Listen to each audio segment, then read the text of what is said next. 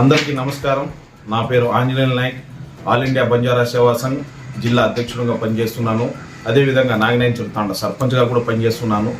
నేను ఈరోజు ముఖ్యంగా ప్రెస్లకు చెప్పడం ఏమంటే, ఆల్ ఇండియా బంజారా సేవా సంఘ్ ఆధ్వర్యంలో మన బంజారాల రాజకీయ, ఆర్థిక, సామాజిక కొరకు డిమాండ్ చేస్తూ ఆల్ ఇండియా బంజారా సేవా సంఘం ఆధ్వర్యంలో లంబాడీల, సుగాలీలు, బంజారాల సింహగర్జన, జాగో బంజారా మారో నంగారా అనే నినాదంతో హలో బంజారా 1,00,000 మందిది చలో కదిరి అని చెప్పేసి రేపు 25/2/2024 తారీఖున మనము ఆల్ ఇండియా బంజారా సేవా సంఘం ఆధ్వర్యంలో రాజకీయ పార్టీలకు అతీతంగా పూర్తి స్థాయిలో మన ప్రతి గిరిజన తాండా, అదేవిధంగా బంజారాల తాండాలో మన ప్రతి తాండా నుంచి ప్రతి ఒక్క బంజారా బిడ్డ, జాతి పట్ల అభిమానం ఉన్న వాళ్ళు ప్రతి ఒక్కరూ ఈ కార్యక్రమాన్ని విచ్చేసి సమయం 3 గంటలకు పూర్తి స్థాయిలో కదిరిలో చేరుకోవాలి.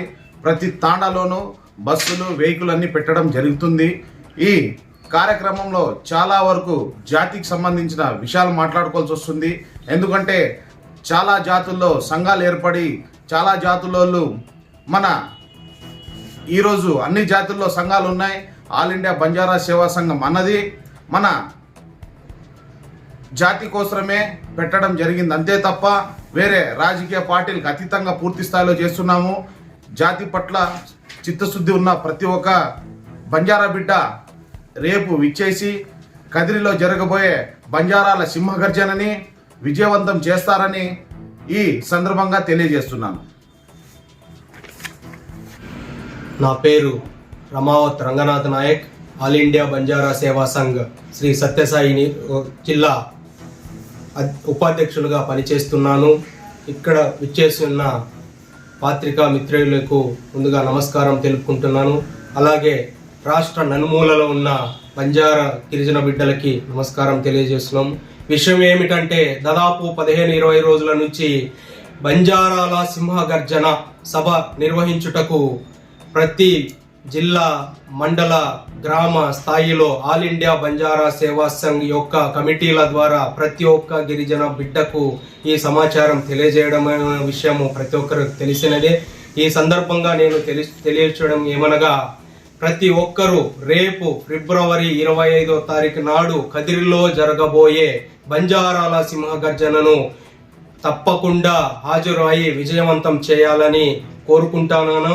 సమయం ఏమంటే మధ్యాహ్నం 3 గంటలకు అక్కడ సభ అవుతుంది.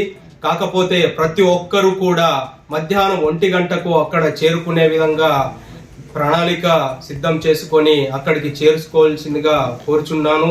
అయితే అక్కడ మౌలిక సదుపాయాలు దాదాపు 1,00,000 మంది వస్తున్నారు. దానికోసం మౌలిక సదుపాయాలు రూమ్స్ కావచ్చు, భోజనాలు కావచ్చు ఏర్పాటు చేయడం జరిగింది.